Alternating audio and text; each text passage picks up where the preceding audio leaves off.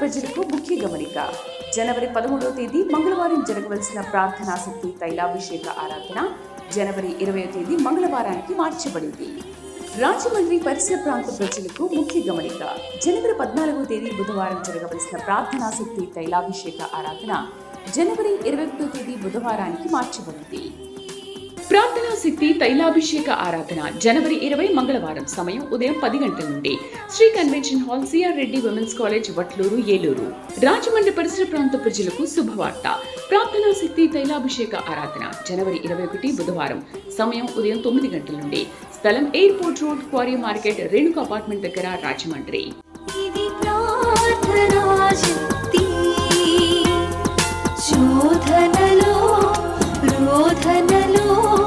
బంధకముల నుండి విడిపించు శక్తి, వ్యాధులలో బాధలలో ఆదరించు దేవుని. ఇది ప్రార్థన శక్తి, ప్రార్థన శక్తి, ఇది ప్రార్థన శక్తి.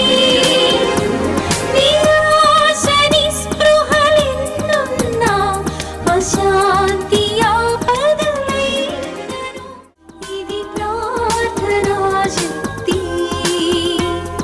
శోధనలో రోధనలో బంధకముల నుండి విడిపించు శక్తి, వ్యాధులలో బాధలలో ఆదరించు దేవుని.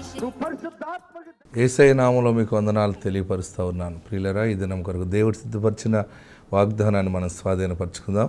పరిశుద్ధ గ్రంథంలో నుండి ఇర్మియా గ్రంథము 30వ అధ్యాయము 19వ వచనం ద్వారా ప్రభు మిమ్మల్ని దర్శిస్తూ ఉన్నాను.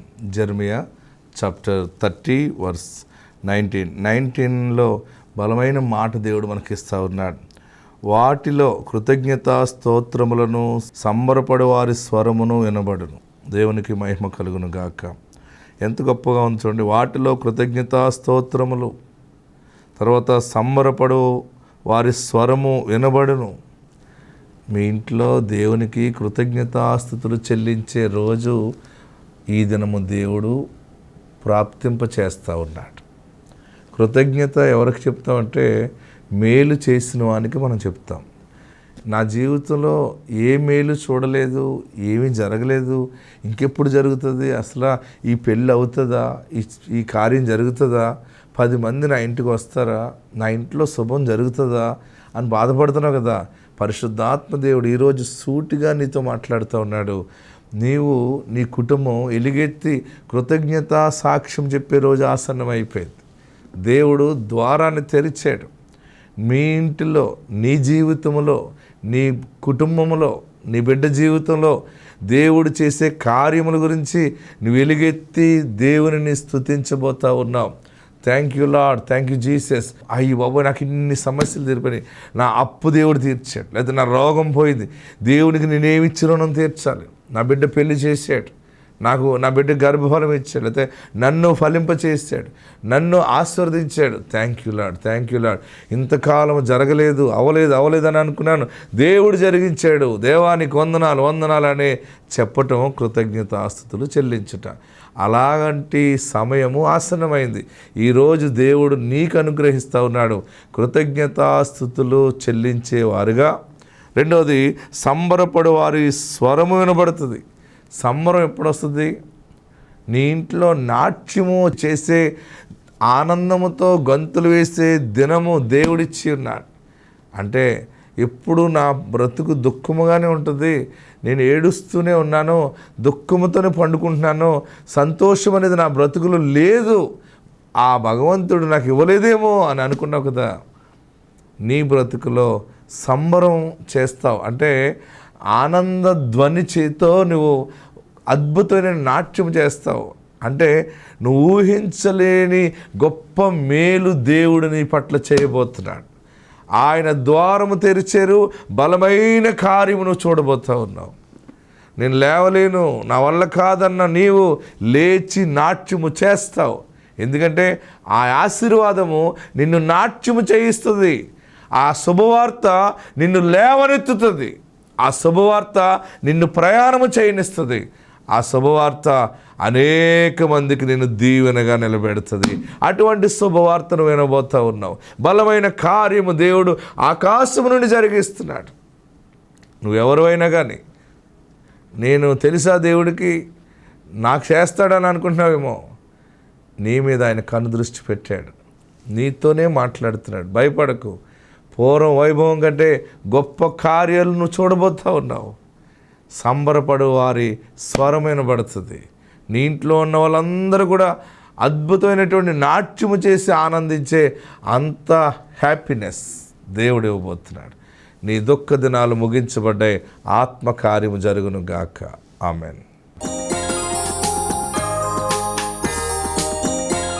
ఇక్కడ రాజుగా పరిపాలన చేస్తున్నటువంటి హిజ్కియా తనకి శత్రువు ఒక లెటర్ రాశాడు. హిజ్కియా పరిపాలన చేస్తుంటే ఒక లెటర్ రాశాడు. ఏం చేస్తానో చూడు, నువ్వేమైపోతావో చూడు, నీ రాజ్యాన్ని, నీ కుటుంబాన్ని సర్వనాశనం చేస్తాను, ఇలా చేస్తాను, అలా చేస్తానని పెద్ద లెటర్ రాశాడు. ఆ లెటర్ అందుకున్నటువంటి హిజ్కియా వెంటనే భయం వచ్చింది, ఆందోళన వచ్చింది. ఈ చిన్న రాజ్యం ఇది, వాడు చాలా బలమైన వాడు, ఆ శత్రువు, వారందరికీ కూడా మేమంటే ఇష్టం లేదు. ఉత్తరం చదివిన వెంటనే గుండె జారిపోయింది. ఎవరికి? హిజ్కియాకి బాధ అయిపోయింది, చాలా బాధ అయిపోయింది. వెంటనే ఆ ఉత్తరాన్ని చదువుతూ మరలా మూసి ఆ ఉత్తరాన్ని దేవుని సన్నిధిలో పెట్టి ఓపెన్ చేసి మరలా దేవుని చెబుతాడనమాట, దేవా ఈ మాటలు మీరే వినండి, నువ్వు ఆదుకోవాలి, సహాయం చేయాలి. రాజుల 2వ గ్రంథము 19వ అధ్యాయము 14 వచ్చిన దగ్గర నుంచి, దూతల చేతిలో నుండి ఆ ఉత్తరమును తీసుకుని చదివి యెహోవా మందిరములోనికి పోయి యెహోవా సన్నిధిని దాన్ని విప్పి పరిచి యెహోవా సన్నిధిని ఇట్లని ప్రార్థన చేశాను. యెహోవా కెరూబుల మధ్యను నివసించుచున్న ఇశ్రాయేలీయుల దేవా, భూమి ఆకాశములను కలగజేసిన అద్వితీయ దేవా, నీవు లోకమందున్న సకల రాజ్యములకు దేవుడవై ఉన్నావు. యెహోవా చెవియొగ్గి ఆలకింపు. యెహోవా కన్నులు తెరిచి దృష్టించు. జీవముగల దేవుడవైన నిన్ను దూషించుటకై పంపిన వాని మాటలను చెవిని పెట్టుము. ఆమేన్, హల్లెలూయా. ఆ ఉత్తరములో ఉన్న మాటలు తను వినలేకపోయాడు. కొన్ని భయంకరమైన మాటలు మనం వినలేం. కొంతమంది ఫోన్ చేసి మాట్లాడే మాటలు మనం వినలేం. శత్రువుగా ఉన్నవాడు మనతో మాట్లాడుతున్నప్పుడు కొన్ని మాటలు, వారు దూషించే మాటలు మనం వినలేం. ప్రియులరా, ఆధారపడ్డాడు. ఎవరి మీద ఆధారపడ్డాడు? దేవుని మీద ఆధారపడ్డాడు. ఈ ఉత్తరంలో మాటలు, అదే ఉత్తరం, అదే లెటరు మనం ఉన్నాం అనుకోండి, అక్కడ మనం వెంటనే ఏం చేస్తాం? శత్రువు నేను ఇలా చేస్తాను, అలా చేస్తాను రాశాడు అనుకోండి, ఎవరికి చెప్తాం? ఫస్ట్ మన భార్యకో భర్తకో ఇలా రాశాడే, లేకపోతే అన్నయ్యకో తమ్ముడికో తల్లికో తండ్రికో కుటుంబస్తులందరికీ చెప్పుకుని అందరూ భయమాంతో ఉంటాం. కానీ హిజ్కియా చాలా తెలివైన పని చేశాడు. హిజ్కియాకి తెలుసు దేవుని శక్తి ఏంటో. ఇంత పెద్ద సమస్యను ఎదుర్కోవాలంటే ఇది నా వల్ల కాదు, ఇది నాకు ఈ సమయంలో సహాయము చేసేవాడు యెహోవా దేవుడే, ఆయనే ఈ దీనికి తగినటువంటి ఆన్సర్ ఇస్తాడని ఆయన ఏం చేశాడు? ఉత్తరాన్ని దేవుని సన్నిధిలో పరిచి, దేవా నువ్వు విను, నీ చెవుల్లో పెట్టుకోండి ఈ మాటలు, మీరే న్యాయం చేయండి అని అడిగాడు. వెంటనే హిజ్కియా ప్రార్థన దేవుడు ఆలకించి, చూడండి చదువుకుందాం 20 వచనం. అంత రామోజు కుమారుడు యెషయా హిజ్కియా యొద్దకు ఈ వర్తమానం పంపాను. ఇశ్రాయేలీయుల దేశపు యెహోవా సెలవిచ్చినది ఏమనగా, విషయమందు నీవు నా ఎదుట చేసిన ప్రార్థన నేను అంగీకరించి ఉన్నా. ఆమేన్.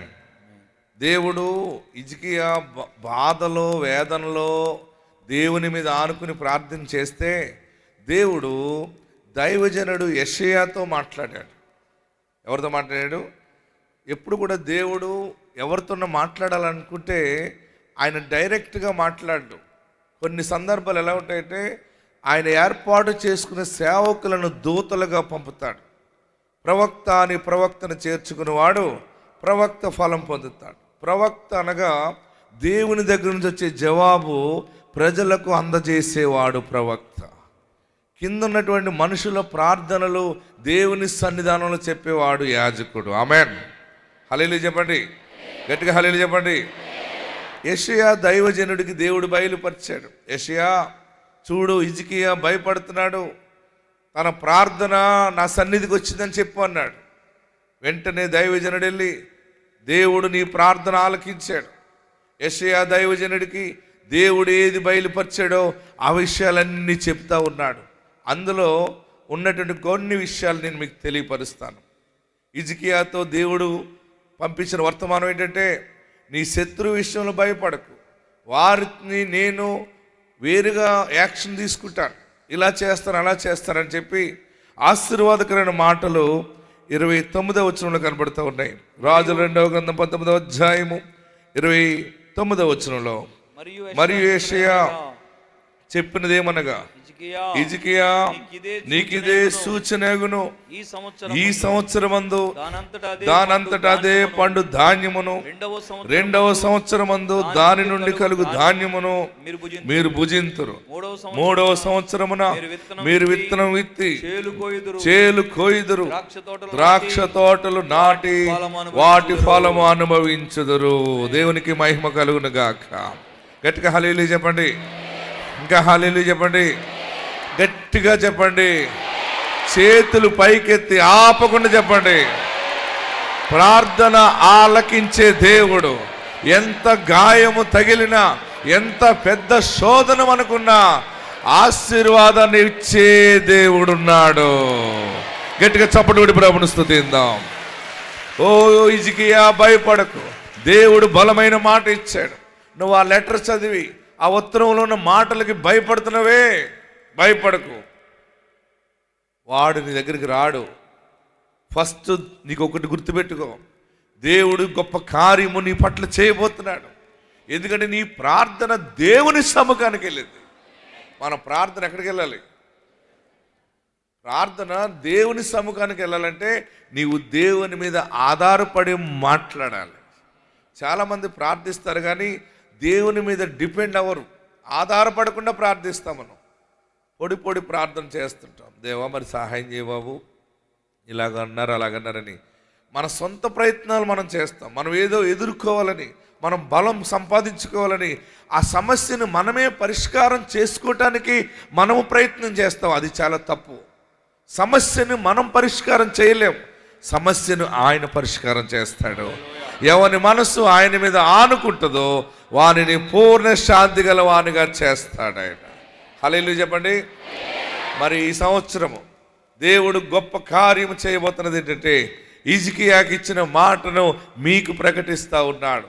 దానంతటదే ఈ సంవత్సరము పంట పండుతుంది, చెరువులు పనిచేస్తాయి, ధాన్యం పండుతుంది, పాడి పంటలు సమృద్ధి ఉంటుంది. ఓ హిజ్కియా భయపడకు, వాడు వస్తాడు కొట్టేస్తాడేమో, నా రాజ్యం ఏమైపోతుందని అనుకోకు, నా కుటుంబం ఏమైపోతుందో, నేనేమైపోతానో, ఎలా బ్రతుకుతానని అనుకోకు. మొట్టమొదట ఒక సూచన జరుగుతుంది. దేవుడు నీ పట్ల చేసే కార్యాలన్నిటికీ ఇప్పుడు అందరూ ఊడుపులు ఊడుస్తున్నారు కదా, నారులు నాడుతున్నారు కదా. ఈ సంవత్సరము ఎంత మంచి మాట అన్నాడు చూడండి. మరి యెషయా చెప్పినది ఏమనగా, హిజ్కియా నీకు ఇదే సూచనను ఈ సంవత్సరము నందు, అందరు చెప్పండి, ఈ సంవత్సరము నందు దానంతట అదే పండు ధాన్యము ఆమేన్ మీరు భుజింతురు. ఈ సంవత్సరం ఇంతవరకు ఒకవేళ ఏదైనా శాపము నీ మీద ఏలుబడి చేసిందేమో, కృప ద్వారా వాగ్దానం మాట నీకు వస్తుంది, అనుకోకుండా ఆటోమేటిక్గా జరుగుతాయి. అన్నీ కూడా దానికి అదే జరుగుతాయి. అంటే ఆయన జరిగిస్తాడు. మనము ఎన్నెన్నో ఆలోచిస్తాం, జరిగేది ఆయన చిత్తమే. ఎంతో కష్టపడి వ్యవసాయం చేసి ఉండవచ్చు, అది చేతికి రాకపోవచ్చు. ఏదైనా వ్యాపారం చేసి ఉండవచ్చు, నష్టమై ఉండవచ్చు. కానీ కృప ద్వారా దేవుడు నీ మొర ఆలకించి ఈ సంవత్సరము దానికదే పంట పండుతుంది. హల్లెలూయా చెప్పండి, ఇంకా గట్టిగా హల్లెలూయా చెప్పండి. తర్వాత ఏమన్నాడు? ఈ 2వ సంవత్సరమందు దాని నుండి కలుగు ధాన్యమును మీరు భుజిస్తారు. అంటే దీనిని నేను ఏం చేశానంటే 3 4 12 నెలలకు సెట్ చేశాను. మొదటి 4 నెలలు అనుకోకుండా అన్నీ దానికదే జరుగుతాయి. ఏ నెల చెప్పాలి? అబ్బా, నాకంటే మీరే ఫాస్ట్గా ఉన్నారు. జనవరి, ఫిబ్రవరి, మార్చ్, ఏప్రిల్. దీనికి ఈ మాట తీసుకోండి. అన్నీ మీరు ముందుకెళ్తూ ఉంటే ఏది ఎలా జరగాలో ఆయన జరిగిస్తాడు. ఏ పంట ఎలా పండించాలో ఆయన చేస్తాడు. తర్వాత నెల ఏంటి? మీరు విత్తనం విత్తి 5వ నెల మే నెల అని చెప్పండి. మే, జూన్, జూలై, ఆగస్ట్.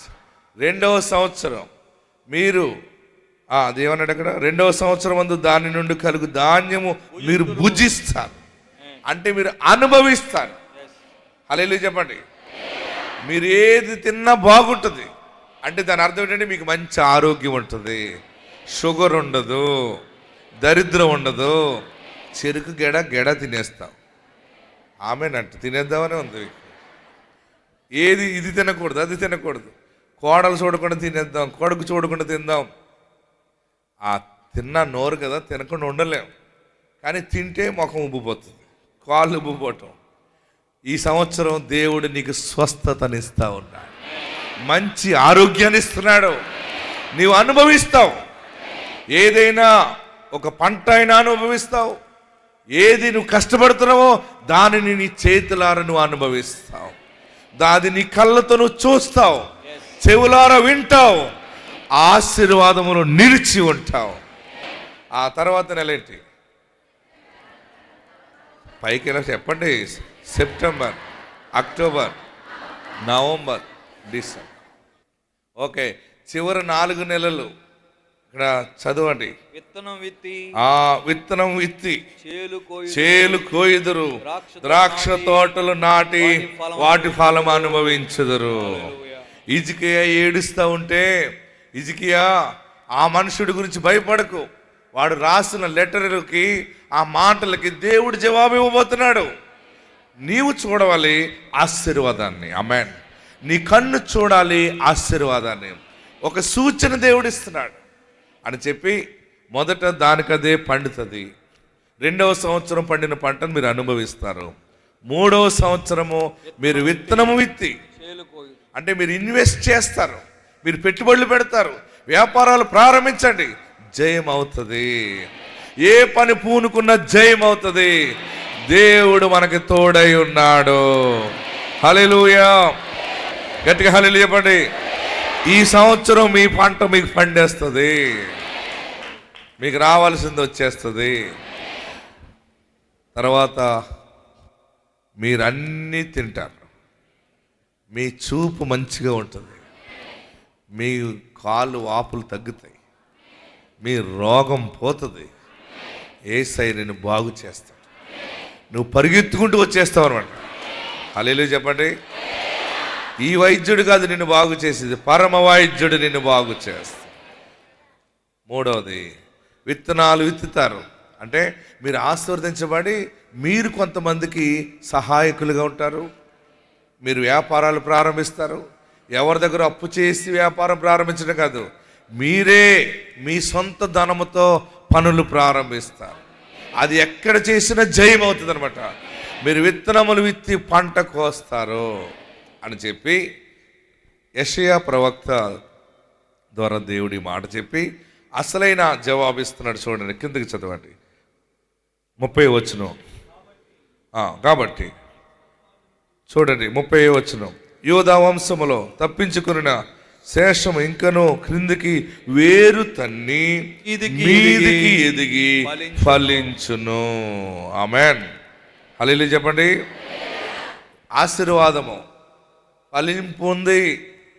హిజ్కియా ఏడవకు, గుండె పగిలిపోయినంత ఏడుపు, అంత బాధ భయముతో ఉన్నప్పుడు పరలోకం నుండి దేవుడు పంపుతున్నాడు, ఏమి అవ్వదు నీ కుటుంబం, వేరు తన్ని ఫలిస్తారు. ఆమేన్. వేరు తన్నటం అంటే స్థిరపరచబడతారు, స్టాండ్ అవుతారు. మీ రూపాయలన్నీ మీ దగ్గరే ఉంటాయి, మీ ఆస్తి మీ దగ్గరే ఉంటుంది. ఏది చేసినా నాశనము కాదు, ఎవడూ నాశనం చేయలేడు. స్థిరాస్తులుగా దేవుడు మిమ్మల్ని బ్లెస్ చేస్తాడు. హిజ్కియాకి యెషయా చెప్తున్నాడు, శేషించిన వారు వేరు తన్నుతారు. చెట్టుకి వేరుంటే చెట్టు ఎంత ఎత్తుకు ఎదిగినా, ఎన్ని గాలి తుఫాన్లు వచ్చినా పడిపోదు, ఎందుకంటే వేరు బలముగా ఉంటుంది, రూట్స్. హల్లెలూయా చెప్పండి. ఎంతవరకు ఎన్నోసార్లు పడిపోయిన నీ కుటుంబం, నీ చెట్టు ఇక పడనే పడదంతే. దేవుడు నీ కుమారుణ్ణి, నీ కుమార్తెని వేరు తన్నే దీవెనలతో నింపుతా ఉన్నాడు. ఎంత శోధన నీ మీద ఏలుబడి చేయడానికి సిద్ధంగా ఉందో, ఆ కీడు చాటు దేవుడు మేలు దాచిపెట్టాడు. వేరు తన్ని ఎదిగి ఫలించును. ఆమేన్. మరొక మాట చెప్తాడు ఇక్కడ, కిందకి చదవండి. అష్షూరు రాజును గూర్చి యెహోవా సెలవిచ్చినదేమనగా, అతడు ఈ పట్టణంలో, చూడండి 32వ వచనంలో, అతడు ఈ పట్టణమునకు రాడు. దాని మీద, చూడండి, నువ్వు ఏడుస్తున్నావు కదా, వచ్చేస్తాడేమో, ఏం చేస్తాడో ఆ శత్రువైన రాజు, నన్ను ఇలా చేస్తాడంటున్నావు కదా. ఫస్ట్ నీకు శుభ సూచనగా నీ పంట పండుతుంది, నీ ఇల్లు బాగుంటుంది, పాడి పంటలు బాగుంటాయి. ఇవన్నీ వితిన్ 2-3 మంత్స్లో నీకు అర్థమైపోతుంది. గొడవన్లు అన్నీ ఫుల్ అయిపోతాయి. అప్పుడు నీకు నమ్మకం కలుగుతుంది. అప్పుడు నీ సంతానము, నీ రాజ్యము వేరు తన్ని ఫలిస్తారు. తర్వాత అంటున్నాడు, వాడు నీ మీదకి రాడు. హల్లెలూయా. శనిగాడు నీ దగ్గరికి రాడు. యేసయ్య కృప మీ మీద ఉండును గాక. హల్లెలూయా. గట్టిగా హల్లెలూయా చెప్పండి. ఎవడో వస్తాడేమో, ఆ రోగం వచ్చేస్తుందేమో, క్యాన్సర్ వచ్చేస్తుందేమో, ఏదో అయిపోతుందేమో, వాళ్ళు ఏం చేస్తారో, వీళ్ళు ఏం చేస్తారో, నా ఆరోగ్య పరిస్థితి బాగాలేదు, చచ్చిపోతానేమో. దుష్టుడు నీ మీదకి రాడు. తర్వాత మాట ఏంటంటే, వాడు ఒక బాణమైన వేయలేడు. ఏమన్నట్టున్నాడు అక్కడ, చదవండి.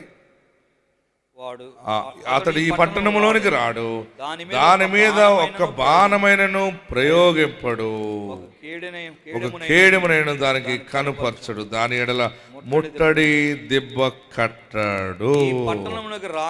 తర్వాత ఆశీర్వాదం చెప్తున్నాడు 33వ వచనం. ఈ పట్టణంలోనికి రాక, తాను వచ్చిన మార్గం, ఆల్రెడీ కొంత దూరం వచ్చేసాడు కనుక నువ్వు గలిబిలైపోతున్నావేమో. వాడు ఎక్కడి దాకా వచ్చాడు అక్కడ ఆగుతాడు, అక్కడి నుంచి యూటర్న్ అవుతాడు. ఆల్రెడీ సర్పము వలె సాతానుడు పగపట్టి వచ్చేస్తున్నాడని నీకు తెలిసింది కదా, వాడు అక్కడి నుంచే యూటర్న్ అయిపోతాడు. నీ ఇంటి మీదకి కీడు రాదు. హల్లెలూయా చెప్పండి. ఈ రీతిగా బలమైన వర్తమానము దేవుడు యెషయా ద్వారా హిజ్కియాకి దేవుడు బయలుపరిచాడు. ప్రియులరా, బెదిరించువాడు రాడిక. హల్లెలూయా చెప్పండి. ఇంక గట్టిగా హల్లెలూయా చెప్పండి. ఇక మీరు కీడు చూడరు, ఆశీర్వాదాన్ని చూస్తారు. అందరు లేచి నిలబడదు, ఎక్కడున్నవారు అక్కడే లేచి నిలబడి 2 చేతులు ఆకాశం వైపు చాపి, నువ్వు ఉన్నావు బాబు, నువ్వు నాతో మాట్లాడావు, నీ ఎదుట నేను చేసిన పాపాన్ని క్షమించు, ఇన్ని ఆశీర్వాదాలు ఇచ్చే నిన్ను నిజరక్షకుడిగా అంగీకరించలేకపోయినేమో, నన్ను క్షమించు, నీ ఎదుట నేను చేసిన తప్పిదాన్ని క్షమించు, నన్ను పరిశుద్ధపరచు, నన్ను పవిత్రపరచు, నీ రక్తంలో నన్ను కడుగు బాబు, నీవు తప్ప నాకు దారి లేదు, నీవు తప్ప వేరే ఆధారం లేదు, నాకు రక్షకుడిగా ఉండాలి. అందరూ ప్రార్థన చేయండి, అందరూ చెప్పండి.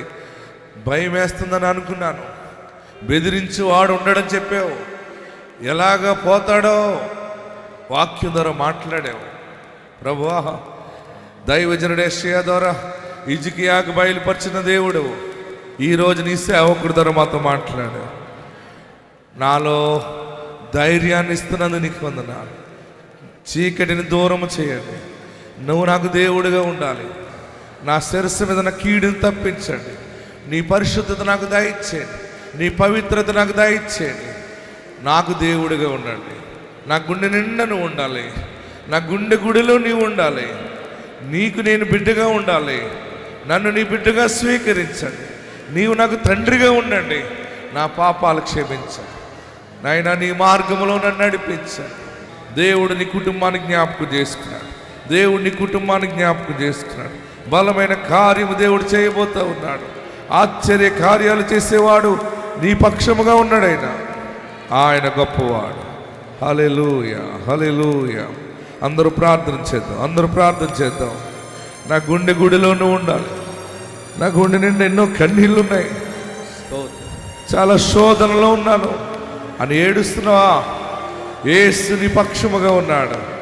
చేయి విడిచిపెట్టేవాడు కాదైనా. అందరూ ప్రార్థన చేయండి. ఆయనను సొంత రక్షకునిగా అంగీకరించండి. పాపాలు ఒప్పుకోండి, ఆయన క్షమిస్తాడు. పరిశుద్ధుడు అయిన దేవా, మీకు వందనాలు. ఇచ్చిన వాక్యమును బట్టి మీకు వందనాలు. బిడ్డలను మీరు స్థిరపరచండి, ఆత్మయందు బలపరచండి. నీ రక్షణ సునాదము కుటుంబాలకు దయచేయండి. ఏ సమస్యలతో వచ్చారో సమస్యలను విడుదల దయచేయండి. ఏ కోరికలతో వచ్చారో కోరికలు సఫలము చేయండి. ప్రతి ఇంటికి నీ దీవెన దయచేయండి. నీ మహిమ తోడుగా ఉండ దయచేయండి. ఆత్మ నింపుదల దయచేయండి. యేసు నామములో అడుగుచున్నాము తండ్రి. ఆమేన్, ఆమేన్.